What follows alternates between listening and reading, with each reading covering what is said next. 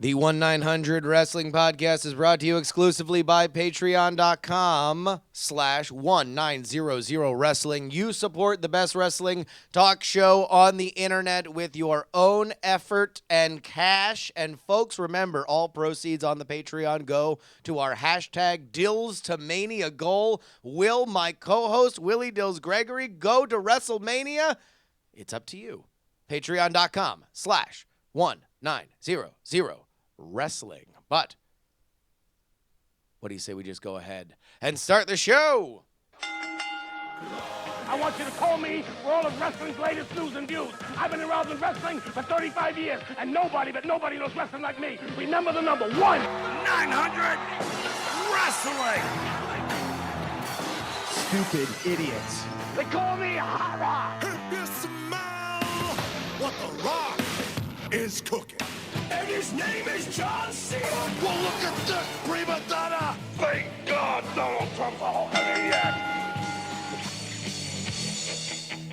I just love that you found that Hulk Hogan Donald Trump clip. It just never fails to absolutely delight me. I love the fact that it's completely out of context now as well, because I actually don't even know what the promo was going on where he was thanking God that Donald Trump is a WrestleMania, but a Hulkamaniac. He must be thanking God even more now, because Hulk's had his share of troubles in his post-wrestling career. Oh, there's one thing he has a Hulkamaniac president in the White House. Pocket now. He's got a number one Hulkamaniac in the White House. That's right. I would not be shocked. I don't know. This only gets us into trouble. Hi, everybody. 1-900 Wrestling. That is the show that we do. We now have an RSS feed. We gave away the wrong one during our last episode because it was misspelled. It does exist. bit.ly/wrestling RSS. Or wait, hold on. I might have screwed that one up even yet again. It might also be the other way. Oh, hold on. Whatever. We're going to figure it out. Here's the deal. We talk about wrestling. We literally just did an episode like 5 seconds ago, right? Yeah. We had a weird week. The holidays were here. Everyone had to be a little bit flexible with their schedules. So now there's been no pay-per-view. No pay-per-view. No Raw. No shows. No SmackDown. None.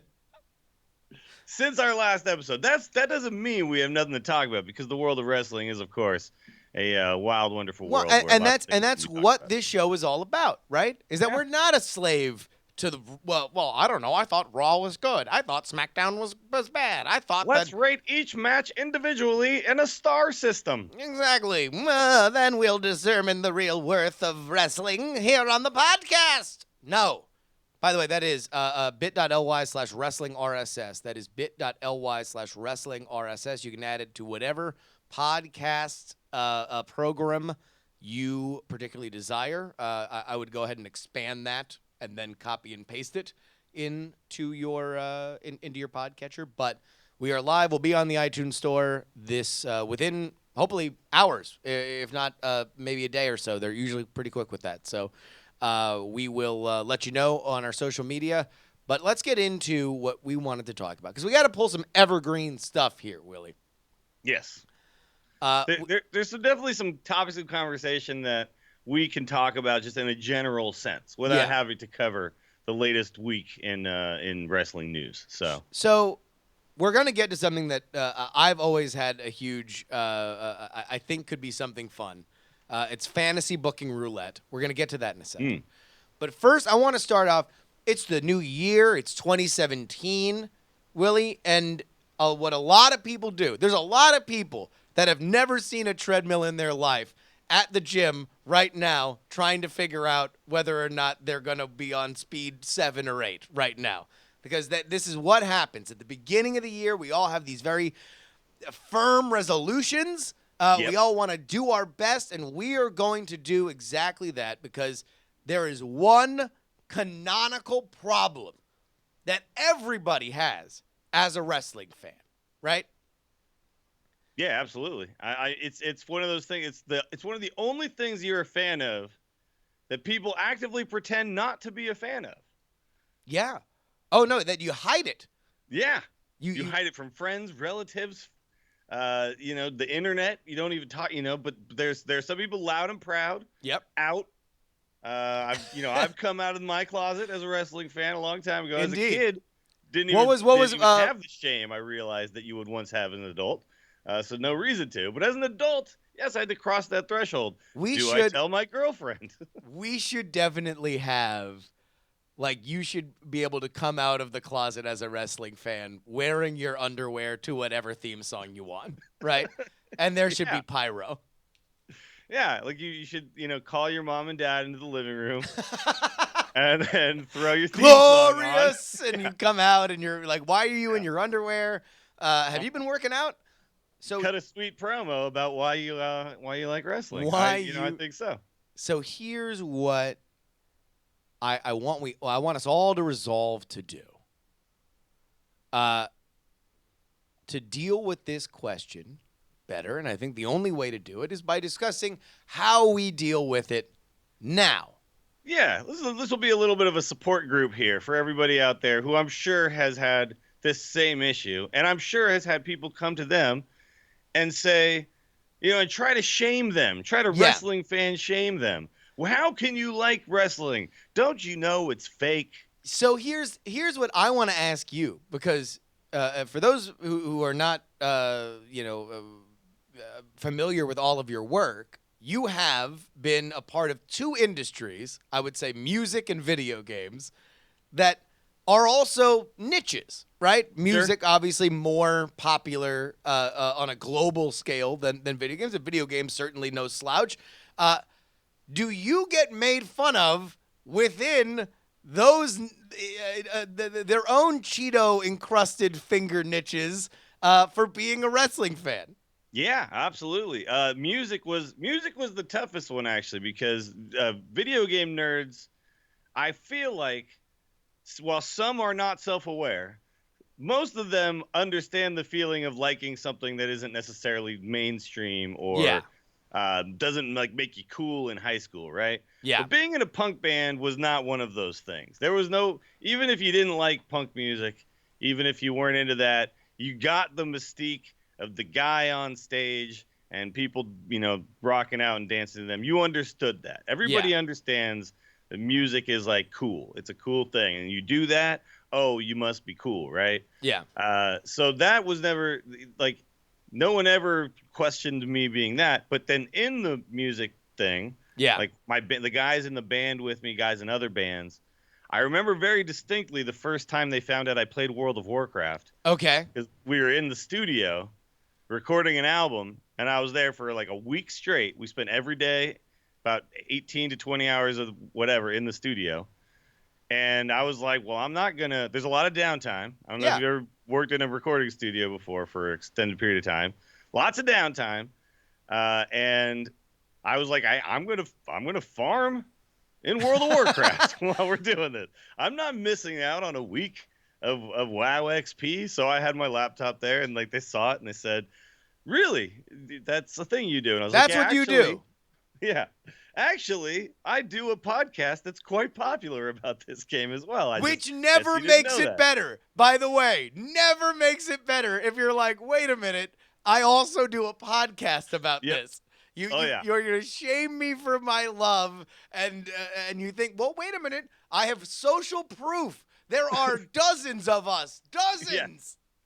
Yeah. Well, when you get to say that, 100K people listen to it, that suddenly brings a little bit of, the instance did wonders for me proving that it's not that terrible. Now, when it comes to something like wrestling, though, at the time I was not doing a podcast. At the time I was, just dabbling to get back into the world of professional wrestling. And I definitely remember, my friends saying to me like things like, I don't know, man. It's, it's fake. And the tights, I can't get over the little tights and the underwear and the big sweaty, oily men and all this. And, so it's like, they have all these reasons why you shouldn't like this. Do you ever do this thing with friends or God forbid with, a love interest at some point in your life where everyone's just kind of hanging out, just doing that breaking the ice on we're all just watching TV together in whatever configuration you want to put it together, and you just happen to like you roll by some wrestling and you have the clicker and you're like, what?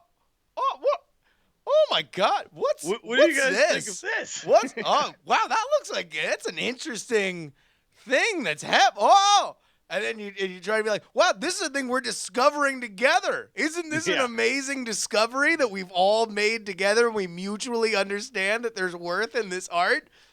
It never really went well. It was well, always... I did actually have a situation like that where I had a bunch of people at my office for like a little party. Yeah. And there was a pay-per-view on. And I was like, you know what? I'm throwing it on. I don't even care. I do not care whether these other people are into it. I want to watch these matches. Since it was a pay-per-view and I turned it on, it was, some of the best matches that these people have probably ever seen. Yeah. Because they probably never watched a pay-per-view. They've watched, whatever, Raw and SmackDown maybe. And everyone got into it. It was great. Like they all kind of were like, oh, who's this guy? And like Cesaro won them over with his amazing moves. And then they watched, I think it was Big E. And I can't remember who else. This was before New Day.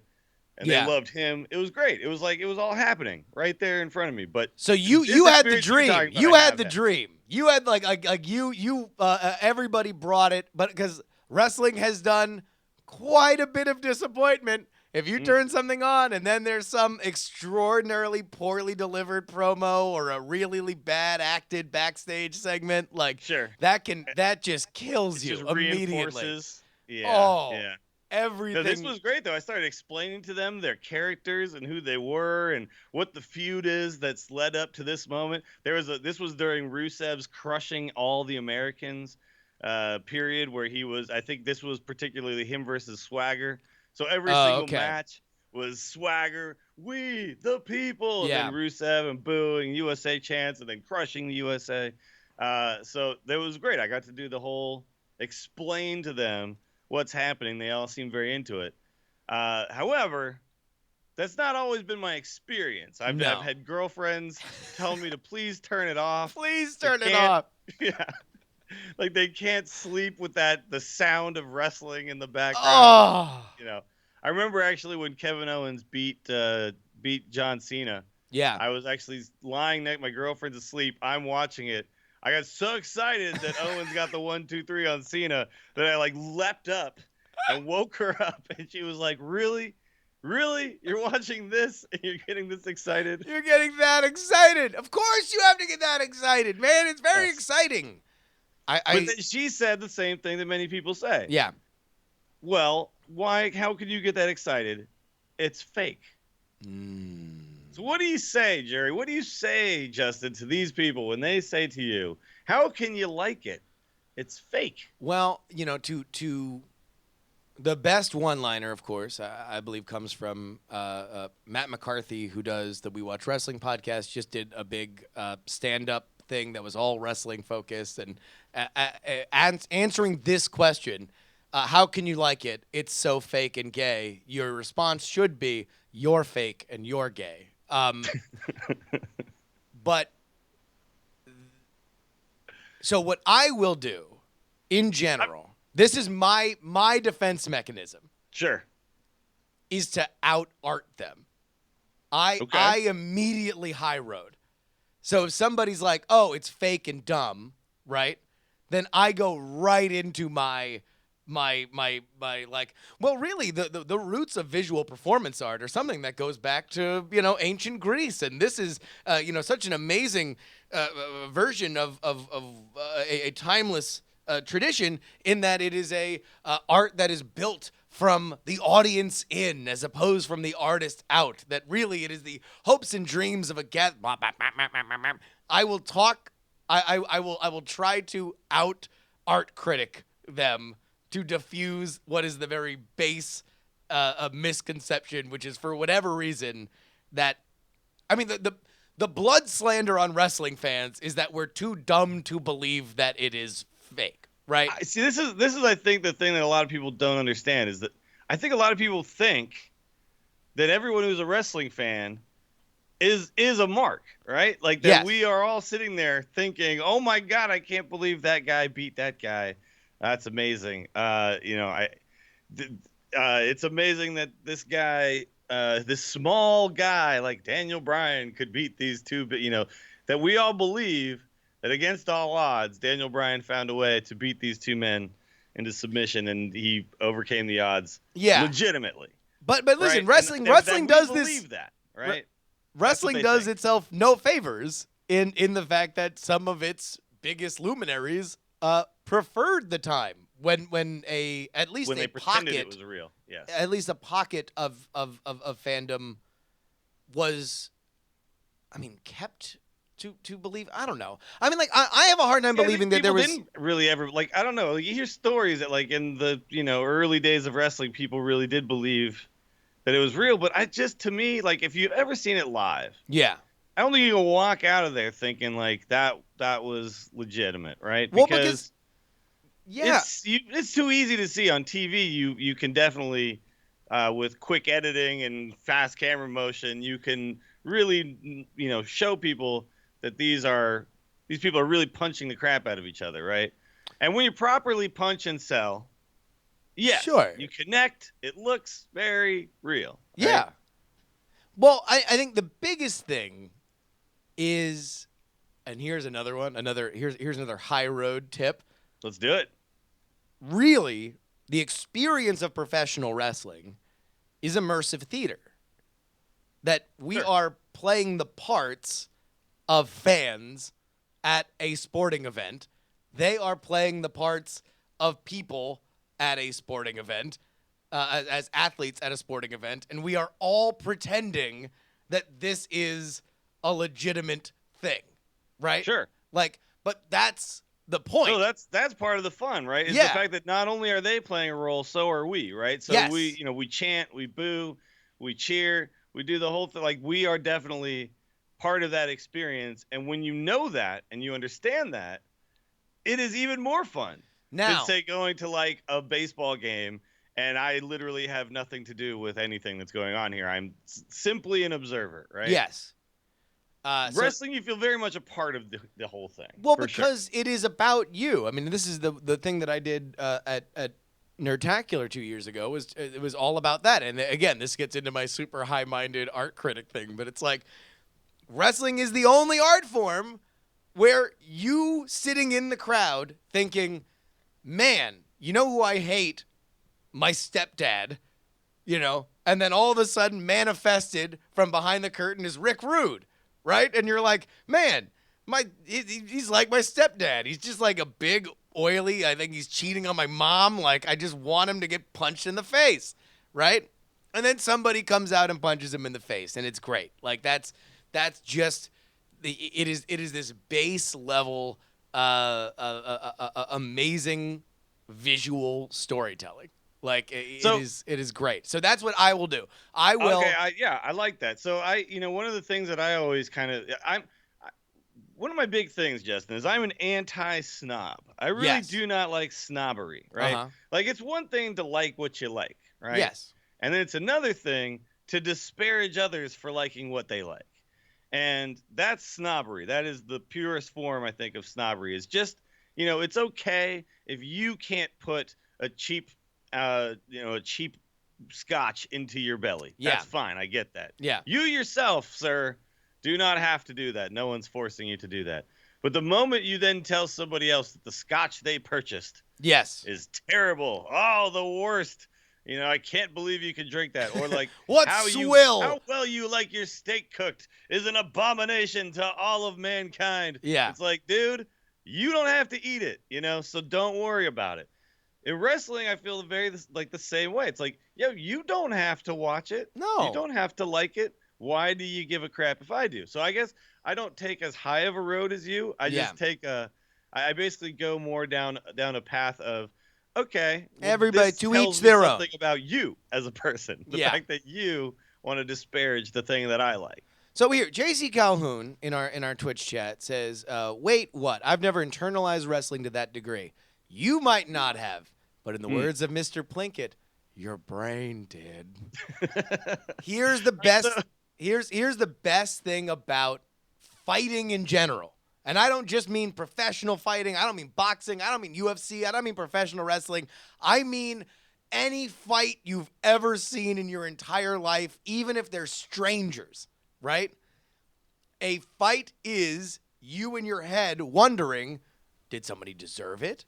Is that guy a bully for fighting that other person? We're always trying to make sense of a conflict, and nothing is more pure than just two people punching each other. If somebody fights at your work, you immediately have a storyline in your head about what it means and who you want to win, right? Like if two people are just going to if you're at a bar, somebody's being a dick, you're like, God, he's so drunk, he deserves a punch in the face. This is just something that happens because we are pattern recognizing creatures. And when we see something that is as a jagged edge as a fist fight is, you always want to see what that is. And, you know, if professional wrestling is the art of fixing matches effectively, that's where it came from, was, hey, how can we always have the best match? Like, 'cause some of them suck. How can we eliminate the suck? The most entertaining outcome, we can actually have the storyline in sports that we always wanted, right? Yeah. Rather than once a week, one of the games turns out great. Turns out amazing, right? Yeah. And, how about this? Every game turns out amazing. How about they're all good, right? Yeah. Or it's like every once in a while the hero loses a bunch. And you're like, man, I really, really wish that, like, the Cleveland Browns have sucked for so long. There's that sad picture of the jersey where all the quarterbacks from, like, Tim Couch on are just, like, stuck with duct tape on the back. Wouldn't it be amazing for the Cleveland Browns to get the best quarterback of all time and to win a Super Bowl? What an amazing story that would be. I mean, that's what all of those underdog sports movies are based on. They're all that. Every single one, Major League, you know, all the Bad News Bears, all of that stuff.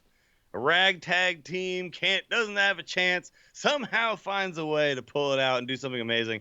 Well, wrestling, you get that every single friggin' night. Yeah, every night. They build it up for exactly that, and even when it's weird and many times people don't like it. Like, for example, like let's just throw out the name Roman Reigns when people get a little kvetchy about it. Sure. There's a reason why they have him be the guy. Is because there's a wide swath of kids that just want him to be somebody that is awesome. It just inherently. Jeremy Lundy already booing as soon as I mentioned Roman Reigns. Yeah, I know, the boos in the chat room. So I have another thing that I kind of want people to use, which is perspective, right? Yeah. Because you can always take anything that someone likes and you can find reasons to put it down, or you could figure out, or you could twist it in your mind and how you're thinking of it, and it can become totally absurd, right? And wrestling is definitely one of those things where you can find reasons to disparage whatever. You can find reasons for it to be absurd. But if you take almost anything, right? Like, not a lot of people will talk smack about going to see a Broadway play, right? A big Broadway play, like that's, you know, Hamilton tickets. They're hard to come by, man. Sure. But like you take away, like if you were to turn the music off, and just watch them just dance around the stage, it would be very weird. It would. If you were to take the music, if you were to take the instruments out of the hands of a band, and then watch them on stage, they're just like five dudes kind of air humping. If you were to, you know, if you kind of remove whatever from anything, you could turn it into an absolute absurdity, and you can find ways to like put it down or make it seem weird. And wrestling, absolutely, it's like you take away this underlying knowledge of its predetermined outcomes, and this underlying knowledge that that's okay and that we're all part of the show. You take that away, and yes, it's absurd, right? And that's why people who don't understand that that's part of the show, to them it is absurd. It is like taking the instruments away from a musician. Well, yeah. Or listen, we just saw it. We just saw it on New Year's Eve. If you take the music away from a concert, you get what happened to Mariah Carey on New Year's Eve. Yeah, exactly. And suddenly, not that cool. Not cool at all. What the hell is going on here? So so you got to just understand that context is the thing that makes it make sense in the first place. The fact that we all know it's fake, the fact that we're all in on the joke, is part of the reason that wrestling is great. Yeah. It is not the thing that, despite that, it's great. That is a huge cornerstone. That's a big part, and I think people don't understand that take on it. Yeah. Like, to them, that is like ridiculous. How could that be? But again, like, also, someone in chat mentioned it earlier. Like, Star Wars is fake. Well, I mean that's always the silliest, right? It's like, oh, but like, I mean, you can go that route if you're trying to get someone to understand and they can't understand.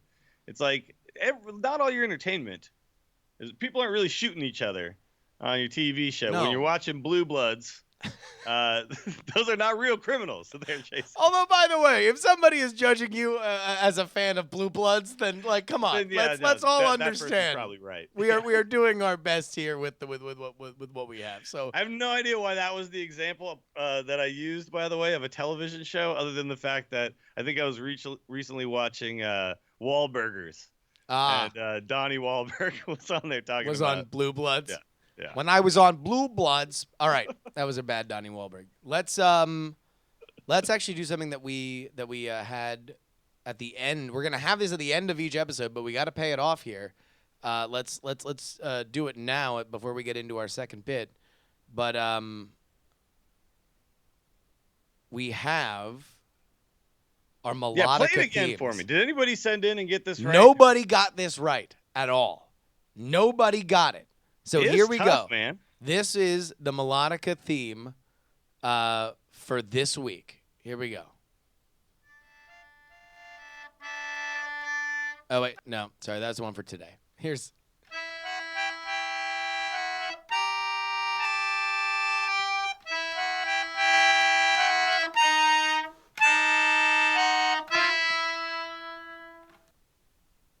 So there we go. That's the melodica theme.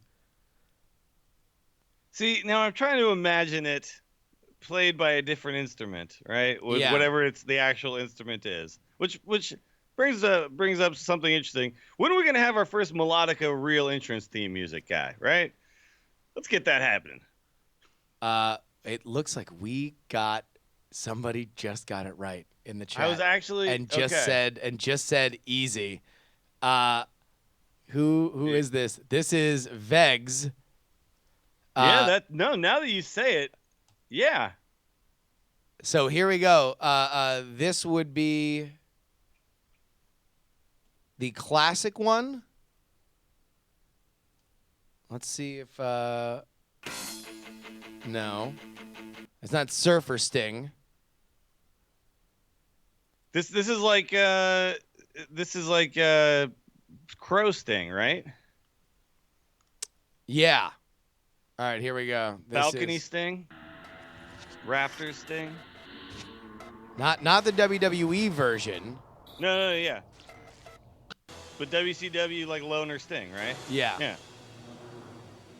All right, so here we go. Let's see if we can find it. WCW Sting theme. Here we go. The Crow.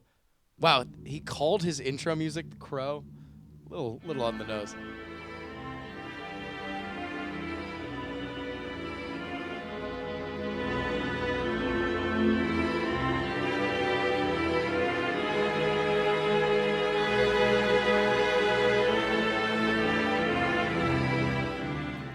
So there we go. Crow Sting. That is what we have for this week. For everybody who got it, congratulations. Vegs. Vegs is our winner today, man. He nailed that one immediately. I think we might even skip number 3. We might even go right to number 4 because 3 is a little easy. And I think the harder ones are the ones that people like.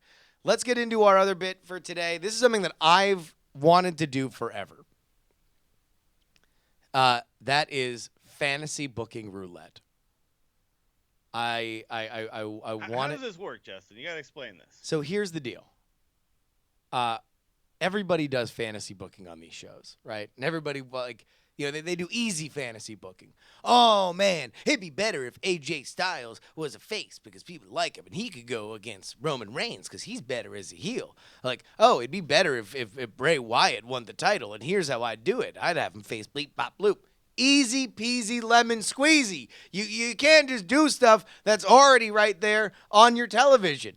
The way to do it is real fantasy booking, a.k.a.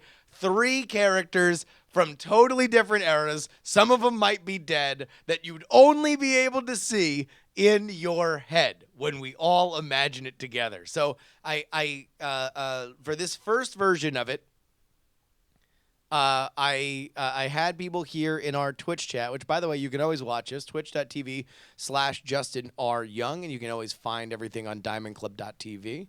I got a couple names here. Here, I got numbers 11 through 22. Dills, don't look at the doc. Just give me a number between 11 and 22. Okay, I'm currently not looking at the doc, although I did glance at it earlier, so I did see some of these names. But okay, all right, a number between 11 and 22. Let's go 18.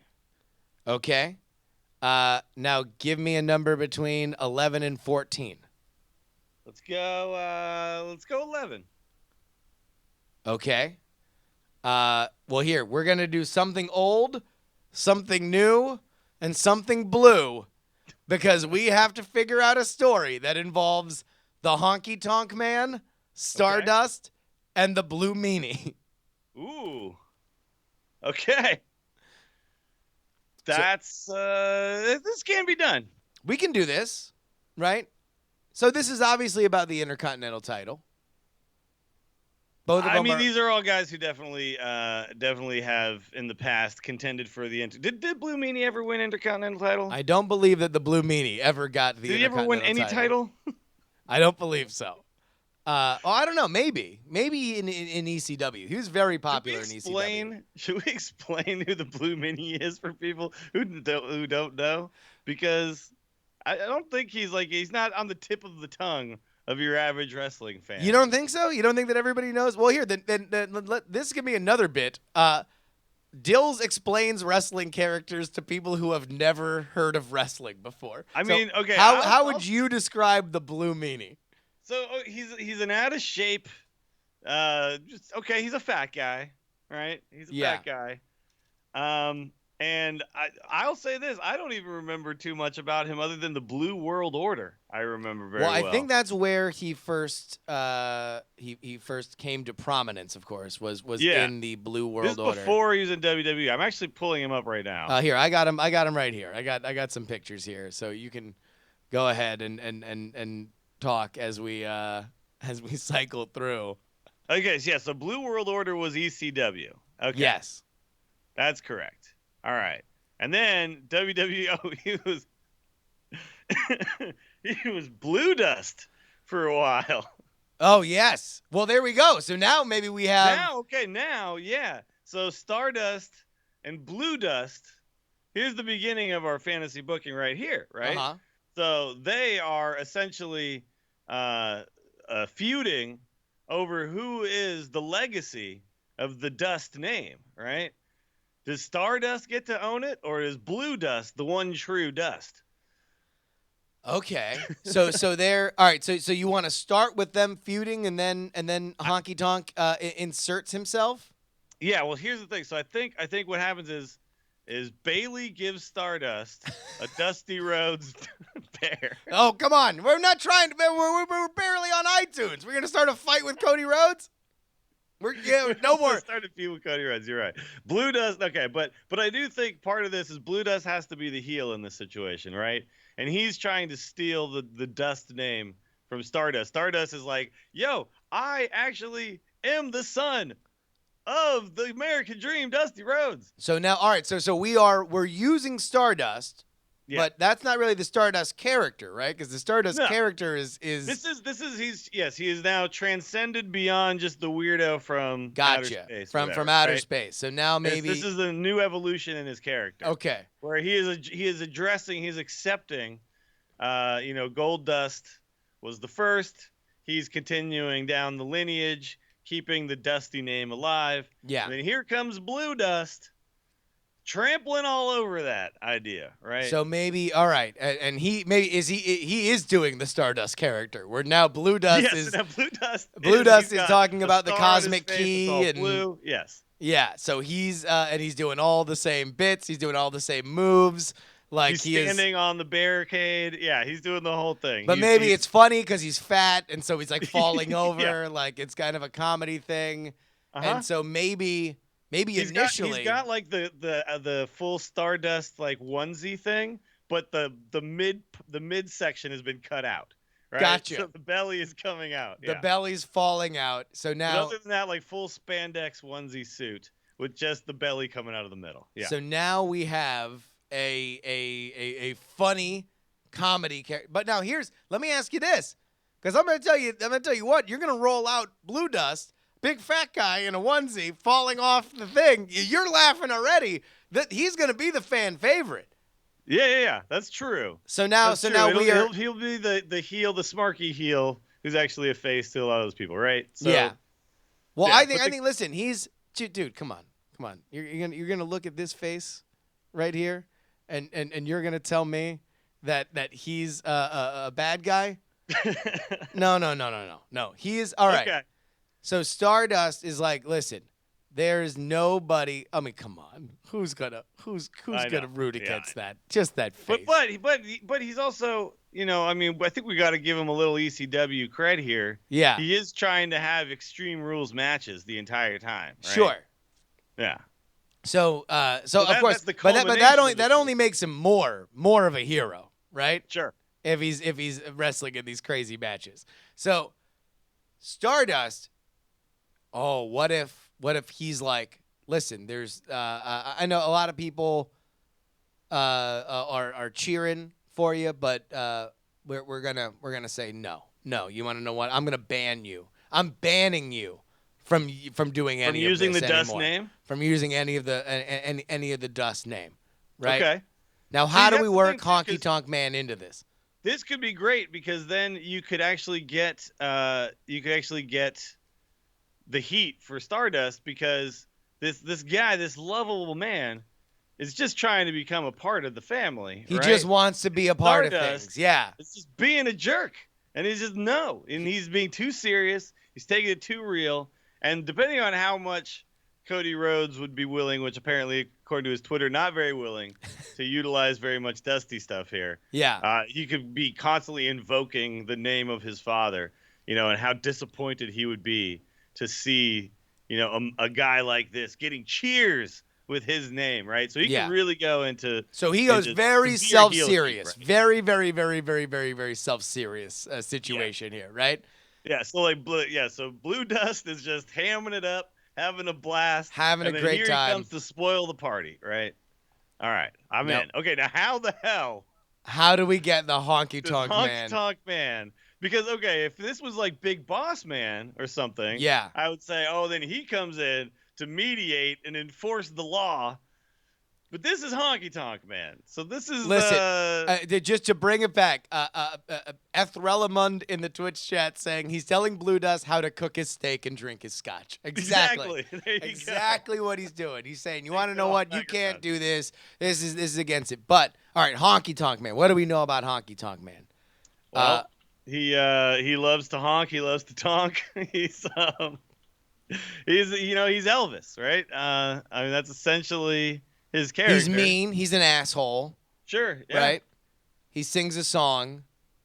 He comes out with the guitar, and then inevitably he hits it over your head. Yes. Right? I mean, this is what he does. Pre-Jarrett. Was he Jarrett. the longest reigning Intercontinental Champion? Is that what it was? He was. That was his big famous claim to fame, was that he was the longest running Intercontinental Champion. So how about this? Honky Tonk Man is the current Intercontinental Champion holder in our scenario. Yeah. And Blue Dust and Stardust are feuding over essentially the number one contendership spot for the Intercontinental Championship. Yeah. Blue Dust wanting to, get it and turn it blue. It's the Intercontinental. It's the most spatial, out there championship. He's taking on the Stardust type character. Yeah. Cody Rhodes just trying to make sure that it never ends up in the hands of Blue Dust, essentially. So I would think that this has to end, because let's go ahead and start from the end and then work our way back. This ends with the Blue Meanie, aka Blue Dust, going over the Honky Tonk Man. Oh, right? absolutely. Yeah. But here's how I think the Honky Tonk Man figures into this whole thing. Yeah. He is the current champion. Blue Dust ends up like winning the #1 contendership, and Stardust continues to interfere with the matches, making sure that Blue Dust can't go over, right? Okay. Just everything he can to prevent. He's hitting Blue Dust with the guitar. He's doing he's doing the whole thing, everything he can, and they have, multiple matches where Blue Dust can't win based on the interference. So then we got to give Stardust a little something more than that, because he can't just be there as a prop for the Blue Meanie. He's got to go after the title. He's got to want the title as well. So maybe that's it. So Honky Tonk Man, we're not going to involve fully. He is just the guy with the title. The story is about Blue Dust and Stardust. Exactly. And Honky Tonk Man is essentially the foil in the middle who has what they both want. The final indignity for Stardust is that Blue Dust now has a shot at the coveted Intercontinental title, and he simply just cannot do it, which leads to... By the way, which pay-per-view do you think he gets his first shot at? The first shot. Let's just go from the crowd here. What pay-per-view do you guys think that this? Because I think we got like at least a multiple PPV feud here. I mean, this is pretty big stuff here. Yeah. So, I'm thinking this could culminate at SummerSlam. I think that. Oh, definitely. Yeah. Oh, without a doubt. So we would. You have your first. Big match of Stardust, Blue Dust, right, for the #1 contender slot. Blue Dust, a shocking upset, right, because Stardust doesn't take him seriously.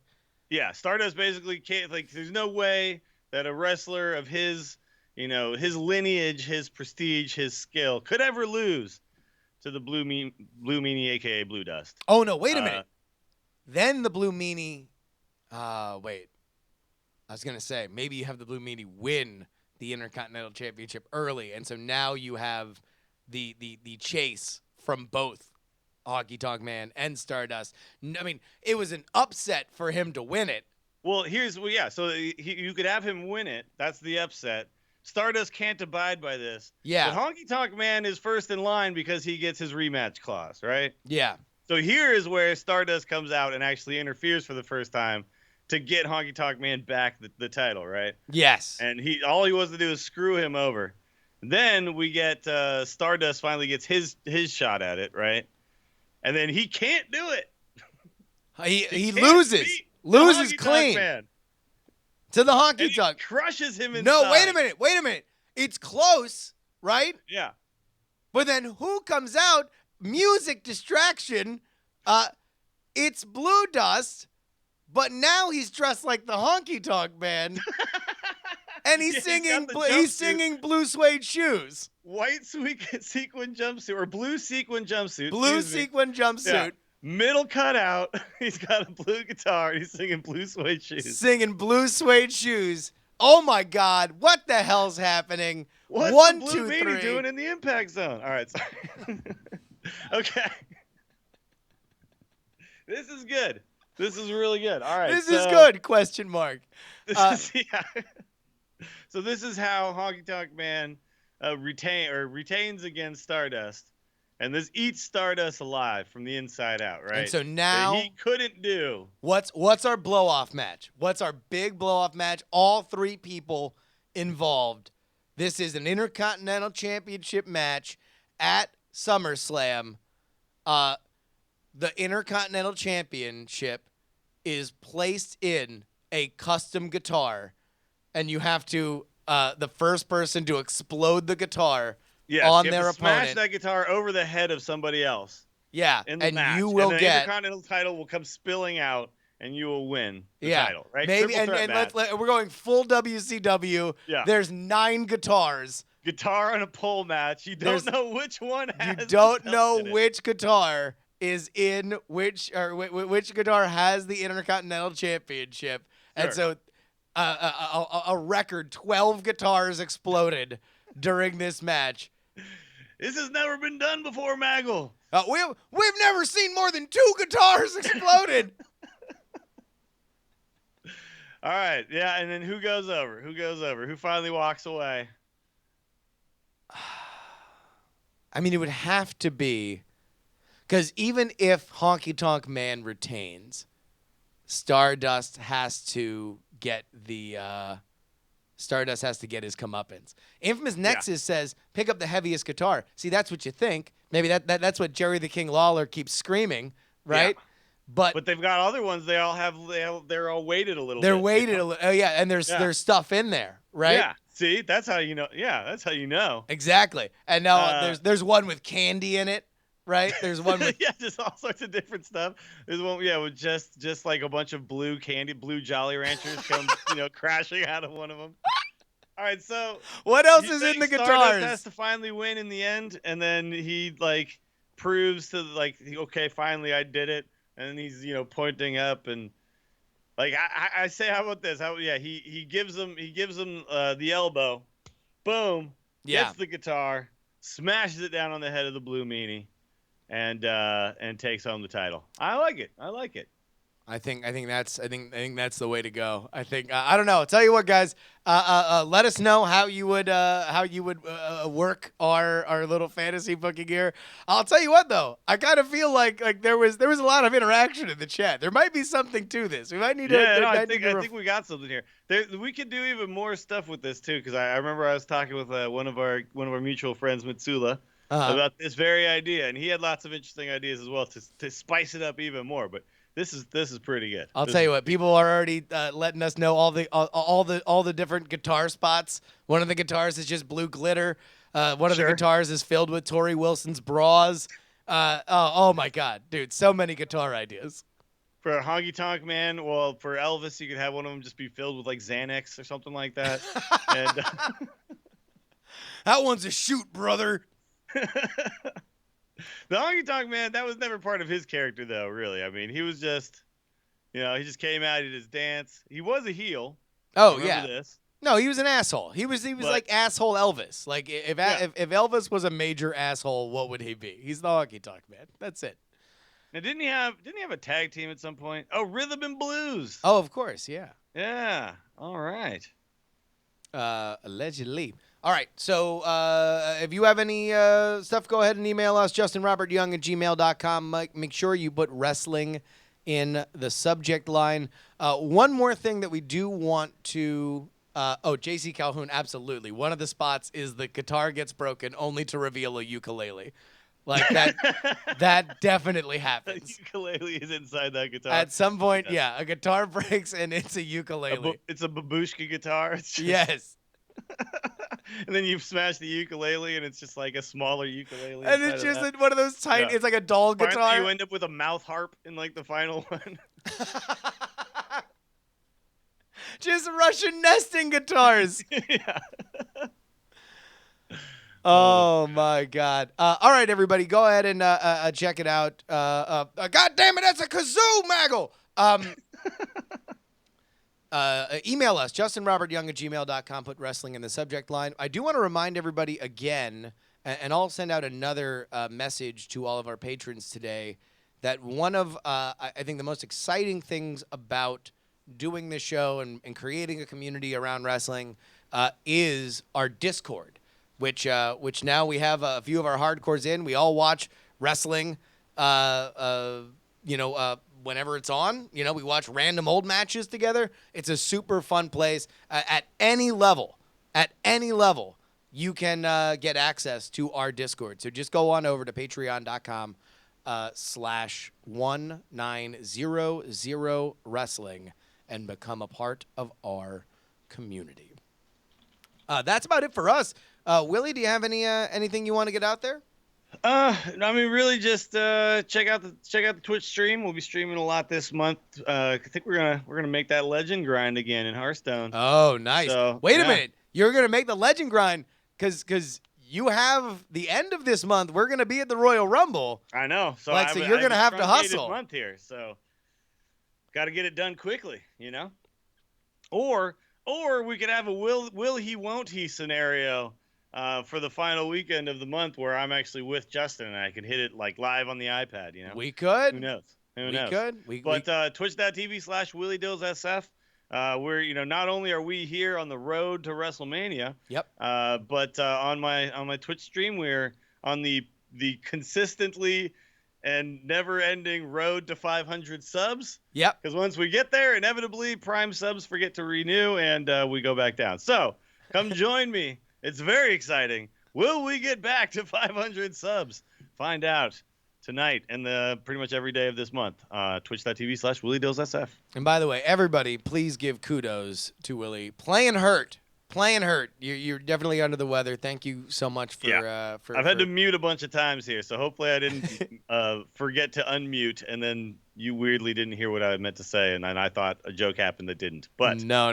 I think we're forging through. I think we got through it. Everybody, JustinRYoung.tv.